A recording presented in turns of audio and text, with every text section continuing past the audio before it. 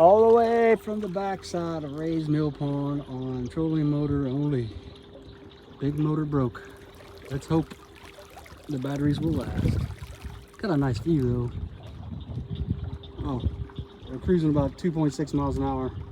Welcome back, YouTube. What are we into today? We are here to work on my boat. I don't really like doing boat videos because it's just something me and my kid have to go out fish and not worry about having to work on it all the time, but it's a used boat. So what's the update on the boat? Well, I bought a brand new motor. And when I did that, I was like, well, let's keep the boat. Let's modernize the boat because new and used boats are just too expensive. I'm not going to afford one. This one was bought, paid for. So anything I do to it adds a little value, but I don't have payments of a $20,000, $30,000 used boat or $60,000, $70,000 of a new boat. I just save my money, buy new things and put on it. So the next upgrade that we had planned on doing was hydraulic steering. Get rid of the old cable setup. But we were using it, and to put the hydraulic steering on, you have to unbolt the motor and hang it on a hoist, pull out the old cable out of the motor, and then put it all back together. So it was going to be a day-long process, if not a full weekend process. So we're like, screw it, let's enjoy the boat. And a week before I go back out of town, we would do all that, and it would be ready for when I got back. Well, unfortunate thing is that we went to a tournament Saturday, and 2.5 hours in the tournament, I went to back up and turn. It's just a whole pop, pop, pop, pop, pop, pop, pop, pop, pop, pop. I'm like, what's going on? I was like, is the motor too low? Is it stuck in the mud? Because, you know, I did beach it. So I raised the motor up, and it's still pop, pop, pop, pop, pop, pop. And come to find out, look up underneath the dash, and the whole steering rack had exploded under the dash. What makes it great is that since the steering rack exploded and I don't need to save it anymore, now I can just cut the cable off at the motor, pull it out, run the hydraulic hoses, put in the new steering pump up front, and I'm done. A couple hours, hopefully. As you can tell, you got this cable right here, and it goes all the way through the motor to the other side. It is about close to 2 feet long. This shaft that goes all the way through out the other side. So what you got to do when you want to take it, and if you're trying to save it, is you got to pull it. Well, since this is a thick steering cable right here, you can't pull it up and bend it around the boat. It just won't happen.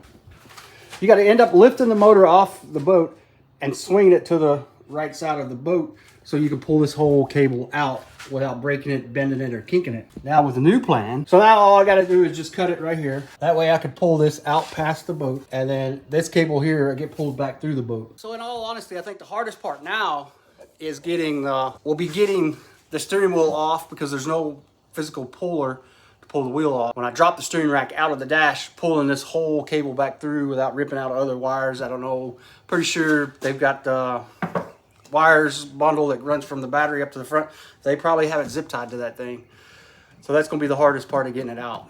It's getting underneath this rear deck and up behind the motor controls to pull that cable out. Hopefully it just comes right out.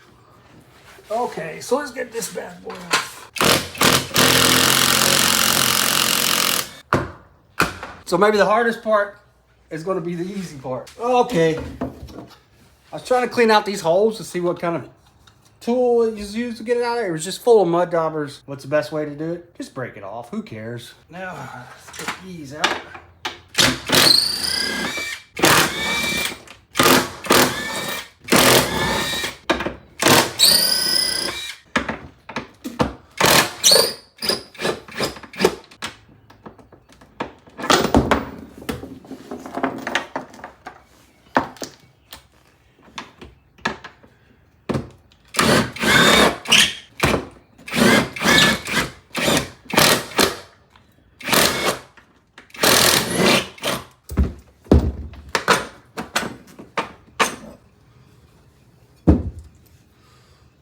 And just like I expected, everything is zip tied. As you can see, right here's where it broke. All of that. So with that being broke, I don't care just to cut this out with a grinder and just get it out of the way. And now we gotta get all those zip ties off. Okay, so I got it all cut out. Now we gotta cut the motor. Go inside this well and see if it's all zip tied back there, which I know it is. I mean, it's such a beefy cable. I mean, it's zip tied right there with what do you call it? The transducer wire coming up to get zip tied to that, goes in the hole and goes forward. If stuff is zip tied, there's no one to blame because it's a convenience.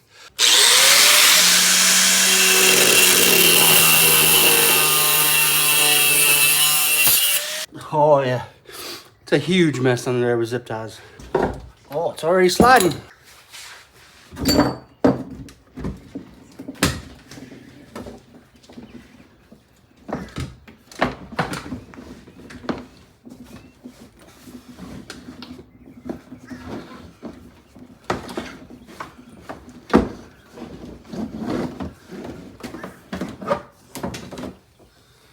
Bingo was his name-o. All right, now let's get all this steering off. To pull the sleeve and the lock collar off the other side.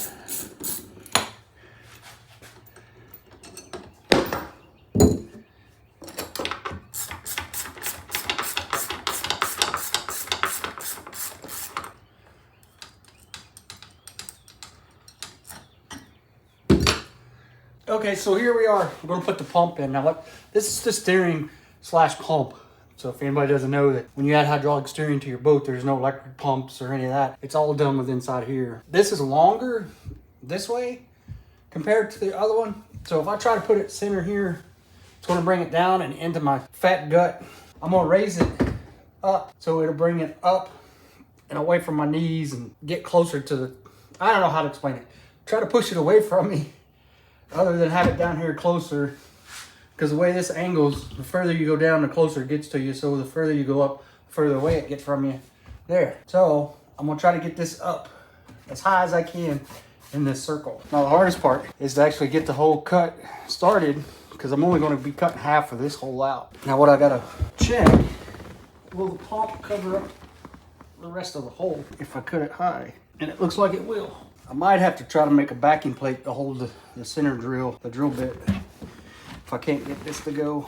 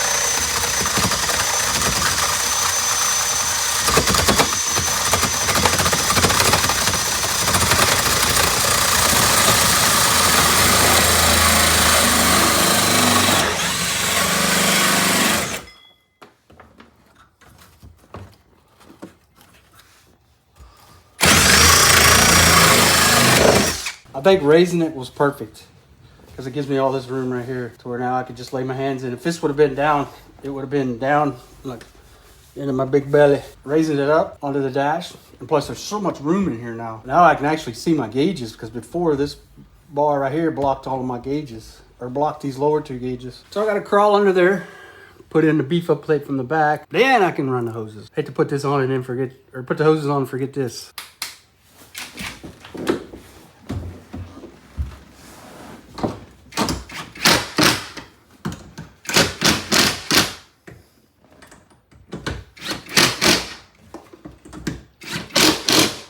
Go ahead and put this on.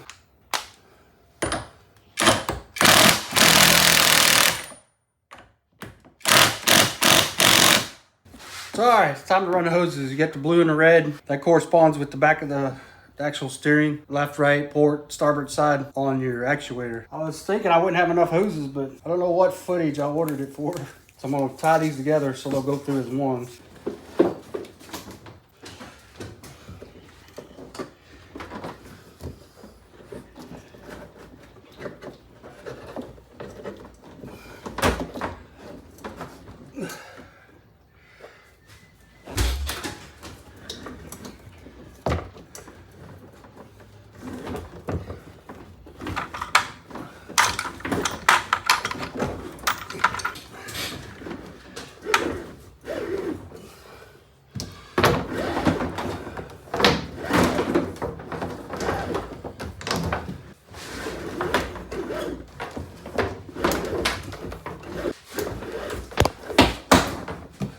I hope y'all saw that. That wasn't actually too bad.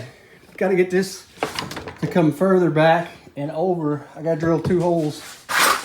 Drill 2 holes to go through here to run my hoses. And then I'll adjust my slack. But I got to hook it up here first, up to the pump, so I can push and pull the slack back and forth. See where we're at. Okay, what have I done? I got that all connected with the hoses. No fluid in it yet because I got to get the back part. But I got the hoses run all the way through here and around back here. You can see them coming out the other side over there, just temporary. But my dilemma is, I actually put the actuator on. But my dilemma is, where do I run the hoses out? Do I try to keep them short and come out here with enough loop for it to turn left and right? Do I come all the way back out to this side and go in? Or do I just drill 2 holes and come out that side over there? What I plan on doing is wherever they come out, I'm gonna put bulkhead fittings in them so they're not moving within the fiberglass and chafing. So that's where I'm at right now. It's trying to figure out where I want the hose to come out the actual back of the boat. I kind of like having them come out the center and going out the center and going straight up into the actuator with 2 loops to go into the actuator left and right. The problem with that is on the inside, there's nothing to like zip time to keep them up. And if I put them in the corner, I can loop them into the corner deep enough that they'll go out the side into the well area there, kind of keep themselves up out of the way. And plus there's stuff to zip time to, the gas hoses, the battery cables, and the wire harness that goes into the motor underneath the back of the boat. I can zip time up that way. I don't know. Right now, if I just cut the hoses and run them through the side, I can hook everything up right now. If I go with the bulkhead fittings, I got to drill the hoses, take the boat over to hydraulic shop so I can get my bulkhead fittings screwed in, tightened down, and then they can cut and swedge the ends on, because I got to get swedges from them, and they have to swedge the ends on to make everything the way I prefer it. So it's probably where I'm going to go. The actuator's pretty easy. I don't know if you saw it when I took the cable out. I cut the cable here, unscrewed this big nut, and pulled everything out. Well, these little bars right here on the end of the actuator is pretty much the cable now. So you take that bar, put it in here, come back up, put this lock nut on here, and this is your actuator. And it's the same thing on the other side, except there's no big nut. This being a 90 horse, according to the book, it doesn't need a big jam nut on this side to hold power. As it swings back and forth, you can see how it works. The only thing, well, if I can turn it some more, get it. The only thing that I'm noticing maybe is that it doesn't turn as far as with the cable. I think the cable, it turned further left and right than it does with this hydraulic steer ram. So I'm gonna contemplate some more on where I want the hoses to come out and start drilling some hose in the back of the boat, so I can get bulkhead fittings and get the bleeding on it. I don't know if I have enough time to get over to the hydraulic shop today or not. I will let you know here in a second. Oh crap, what a debacle I got into this time. We repowered the boat with the hydraulic steering, used the boat twice, went out to go to a pond that we only fished in a john boat, so we only went about halfway out into the pond. Or they call it a pond, but it's actually a lake. This new boat with the big motor, we decided we're going to go all the way to the backside and see what it is, because everybody's like, go to the backside, it's better fishing. Well, we go back to the backside. Went back there, we played around, we got a frog stuck in a tree, so we were just basically goofing off, just playing back there. Not really fishing. And as we went to come out, the hydraulic steering went out on the boat. The company is sending me a new one. We had to come out of the pond on trolling motor only. That's the footage you're seeing right here behind me. So, even though you don't see the hydraulic steering go in or being bled in this video, since we got a new pump coming, we'll put the new pump in and I'll show you how to bleed it, and then we'll talk about the process and what I do different and all of this. But like, share, and subscribe, and please come back and see how the boat turns out.